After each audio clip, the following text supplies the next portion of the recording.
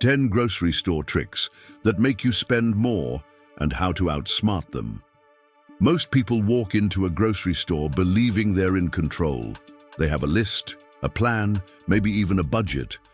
But what if I told you that the entire store is quietly working against you? The lighting, the smells, the shelf heights, the music, even the direction you turn when you enter. None of it is random. Retail designers and behavioral scientists have studied your habits for decades. They know where your eyes go. They know how long you hesitate in front of a sale sign. They know how to keep you shopping just a few minutes longer. And those extra minutes, they cost you. Today, we're breaking that spell. Have you ever walked into a grocery store planning to buy just a few things? Maybe a loaf of bread, a carton of eggs, and a bottle of milk, only to walk out with a full cart and a receipt that makes your eyebrows twitch? That's not your lack of willpower. It's strategy, and it's working exactly as designed. Supermarkets are built with one goal in mind: to make you spend more money than you planned.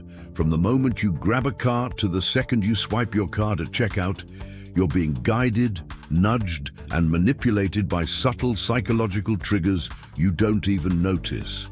In this video, we'll break down 10 grocery store tricks that influence your behavior and increase your bill.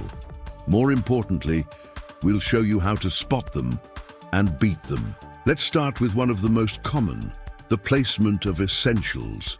Have you ever wondered why milk, eggs, and bread, the items most people come in for, are all the way at the back of the store? It's not a coincidence. This layout forces you to walk through multiple aisles filled with impulse buys and non-essentials. The more aisles you pass, the more chances you'll make unplanned purchases. This is a classic supermarket layout strategy, and it works. One study showed that moving milk from the back to the front of a store reduced overall sales by more than 7%. To beat it, enter with a focused list and walk past distractions like you're on a mission. Head straight for what you came for and resist the maze. Now let's talk shelf psychology. Eye level is buy level. Most people don't realize that product placement on shelves is anything but random. Brands pay retailers to have their items placed right at your eye line. Because your eyes naturally land there first, you're more likely to choose the default option in front of you. Cheaper or generic versions are usually hidden either too high or too low. To outsmart this, train your eyes to scan vertically, look above and below the obvious options. The savings are often just one shelf away. Speaking of subtle manipulation, have you noticed how shopping carts have become massive? That's not just for convenience. It's a retail trick. Bigger carts make your purchases feel smaller, which encourages you to keep adding items. A half-full cart in today's stores used to be overflowing 30 years ago. In one experiment, shoppers who used larger carts bought 40% more than those with smaller ones. If possible, use a handbasket instead. And if you must use a cart, place a bulky item like your bag or coat inside to occupy visual space and limit the urge to fill it. Now let's talk pricing psychology. The 10 for 10 promotion is everywhere. It looks like a great deal, but here's the secret. You usually don't have to buy all 10. The price per unit is often the same whether you buy 1 or 10. But the phrasing tricks your brain into thinking quantity equals value. It creates urgency and encourages overbuying. Always check the small print on the shelf tag. If it says $1 each, then buy what you need. Don't let the illusion of a bulk deal override your judgment. Next, we come to the end cap illusion. Those product displays at the end of each aisle, called end caps, are prime real estate in grocery marketing. They often feature items stacked to catch your eye, leading you to believe it's a special promotion. But here's the thing. Many of these products aren't discounted at all. Brands pay to be placed there simply because they know you'll look. According to consumer research, nearly half of end cap items are actually more expensive than similar products inside the aisles. Your move? Always compare. Don't assume it's a deal just because it looks like one. Let's take a moment to look at how deep this manipulation goes. In a well-known behavioral experiment, researchers altered the layout of a small grocery store in France. By changing just the order of product placement and adding subtle lighting effects, they were able to increase sales of targeted items by over 30%.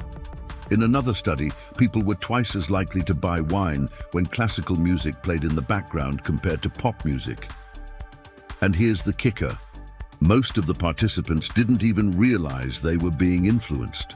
This isn't marketing, it's behavioral science in action. Supermarkets are designed like casinos, but instead of gambling with chips, you're gambling with your wallet. Let's talk about the music. Have you ever noticed how calm and relaxing the music is in most grocery stores? That's deliberate. Slow music makes you move more slowly. The longer you stay in the store, the more you tend to buy. It's part of a wider behavioral economic strategy.